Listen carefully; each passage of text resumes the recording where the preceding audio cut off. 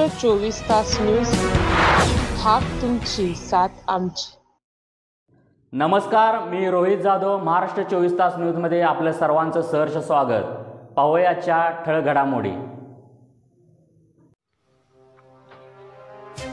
आंदोलकांना खोटी आश्वासने देऊन दिशाभूल करणाऱ्या अधिकाऱ्यांचा करणार जाहीर सत्कार। राष्ट्रीय अन्याय निवारण महासंघ आणि केंद्रीय लोकशाही पत्रकार संघाचे धरणगुत्ती रस्त्याच्या प्रश्नी अनोखे आंदोलन। शासकीय कार्यालयावर अनेक मागण्यांसाठी तसेच न्यायासाठी वेगवेगळी आंदोलने होत असतात, पण यावेळी शासकीय अधिकाऱ्यांच्याकडूनच प्रत्येकच वेळी वेळकाढूपणा करत आंदोलन मोडीत काढण्याचा प्रयत्न केला जातो। यावेळी शासकीय अधिकाऱ्यांच्याकडून आंदोलकांना आश्वासनांची खैरात वाटली जाते आणि आंदोलकांची दिशाभूल केली जाते। कोणत्याही आंदोलनाची गंभीरपणे दखल घेतली जात नाही, प्रश्नांची सोडवणूक केली जात नाही। प्रत्येकच वेळी आंदोलकांना खोटी आश्वासने देऊन त्यांची थट्टा केली जाते।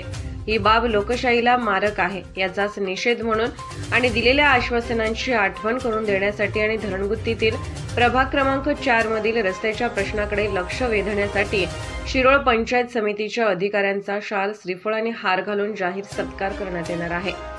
याबाबतची सविस्तर माहिती अशी की केंद्रीय लोकशाही पत्रकार संघटनेचे शिरोळ तालुका अध्यक्ष रोहित जाधव यांनी धरणगुत्तीतील प्रभाग क्रमांक 4 मधील रस्ता करावा या मागणीसाठी 4 सप्टेंबर 2023 रोजी पंचायत समितीसमोर आमरण उपोषण केले होते। यावेळी येथील शासकीय अधिकाऱ्यांनी मध्यस्थी करत 2 महिन्यात रस्त्याचे काम मार्गी लागेल असे लेखी पत्र दिले होते। सदरचे पत्र देऊन आज 5 महिने होत आहेत, पण रस्त्याचे कोणतेही काम अद्याप मार्गी लागलेले नाही। अधिकाऱ्यांनी खोटी आश्वासने देऊन आंदोलन मोडीत काढले आहे आणि वेळकाढूपणा केला आहे, हे आता सिद्ध झाले आहे। या अधिकाऱ्यांना आपल्या अधिकाराची आणि लोकशाहीची आठवण करून देण्यासाठी राष्ट्रीय अन्याय निवारण महासंघ आणि केंद्रीय लोकशाही पत्रकार संघटनेच्या वतीने त्यांचा गांधीगिरी पद्धतीने जाहीर सत्कार करण्यात येणार आहे।